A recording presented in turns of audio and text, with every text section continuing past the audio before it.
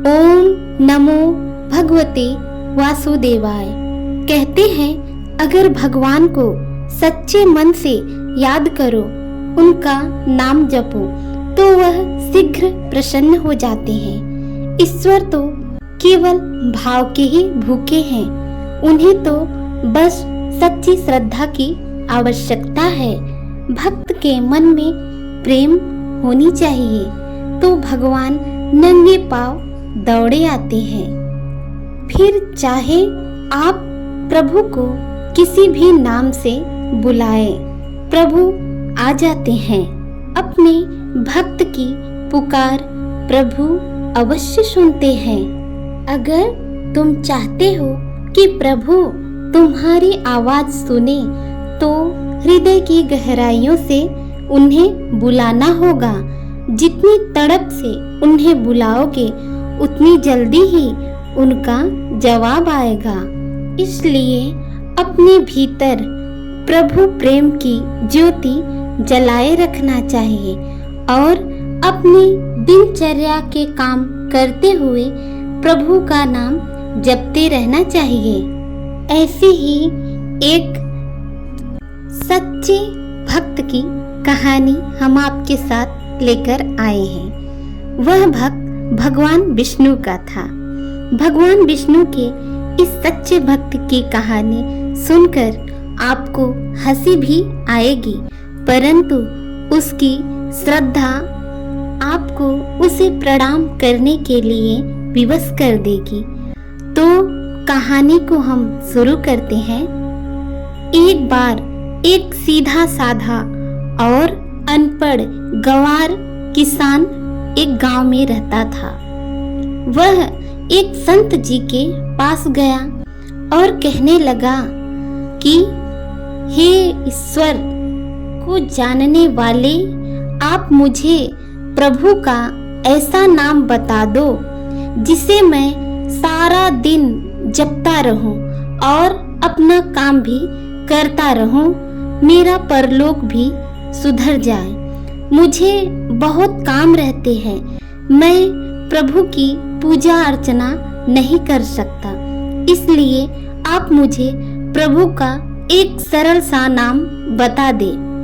तब संत ने कहा, ठीक है, तुम भगवान विष्णु के अघमोचन का नाम जपो। अघमोचन, अघ जाने के पाप और मोचन जाने हरने वाला नाम जपा करो। अघोचन नाम का दिन रात जाप करने से तुम्हारे परलोक सुधर जाएंगे। सीधा साधा किसान सोचने लगा, अच्छी बात है, भगवान का नाम भी जपूंगा और काम भी करता रहूंगा।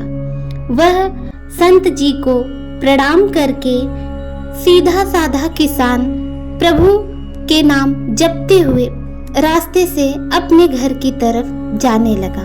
रास्ते में वह भगवान विष्णु के अघमोचन नाम को रटते हुए जा रहा था। जाते जाते वह रास्ते में ही कुछ देर पहुंचने के बाद भगवान अघमोचन नाम को भूलकर वह भूल गया और भगवान के नाम के आगे से हटाकर वह दिन रात घमोचन रटता रहा और ऐसे ही वह अपनी दिनचर्या का पालन भी करता रहा। एक दिन भगवान विष्णु भोजन करते हुए मंद मंद मुस्कुरा रहे थे, तो माता लक्ष्मी ने इसका कारण पूछा कि हे प्रभु, आप क्यों मुस्कुरा रहे हैं? तो भगवान विष्णु कहने लगे, हे लक्ष्मी, हे देवी, मेरा एक बहुत भोला भाला भक्त है और वह मेरा एक ऐसा नाम रट रहा है जिसका शास्त्रों में कहीं भी कोई भी वर्णन नहीं है, लेकिन नाम चाहे वह गलत ही ले रहा हो, उसका मन मेरी ओर ही लगा हुआ है। इसके मन में मेरी ही छवि है, उसका गलत नाम लेने के कारण ही मेरे मुख पर मुस्कान है। तब माता लक्ष्मी कहने लगी, हे प्रभु, यह आपका सच्चा भक्त है, तो चलो मैं आपके इस भक्त की परीक्षा लेती हूँ।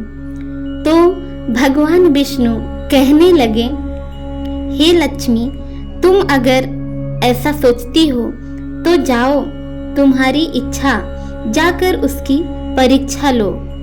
चलो धरती पर मैं भी चलता हूँ। दोनों ने साधारण से स्त्री पुरुष का रूप धारण कर लिया और खेत में जहाँ किसान काम कर रहा था, वहाँ प्रभु विष्णु और माता लक्ष्मी पहुँच गए।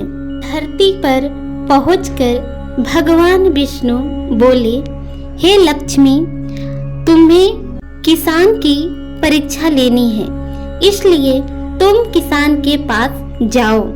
किसान के खेत के पास कुछ गड्ढे बने हुए हैं। तो भगवान विष्णु कहने लगे, मैं उसमें जाकर छिप जाता हूँ, तुम जाकर किसान की परीक्षा ले लो। फिर क्या था, भगवान विष्णु गड्ढे में जाकर छिप गए और माता लक्ष्मी किसान के पास गई और उससे बार बार पूछने लगी कि हे किसान, तुम किसका नाम जप रहे हो? किसान था तो थोड़ा मुफ्फट, लेकिन फिर भी चुप रहा कि मेरे ध्यान में किसी प्रकार का कोई विघ्न ना पड़ जाए। वह काम करते हुए घमोचन घमोचन नाम रटता रहा। लक्ष्मी जी ने पूछना बंद नहीं किया। वह बार बार पूछती रही, किसका नाम जप रहे हो, किसका नाम जप रहे हो? किसान खींच गया और चिल्लाकर बोला, तेरे भरतार का नाम जप रहा हूँ। माता लक्ष्मी जी सोचने लगी, शायद किसान ने मुझे पहचान लिया। फिर भी लक्ष्मी जी उससे पूछती हैं, अगर मेरे पति का नाम जप रहे हो तो कहाँ है मेरा पति?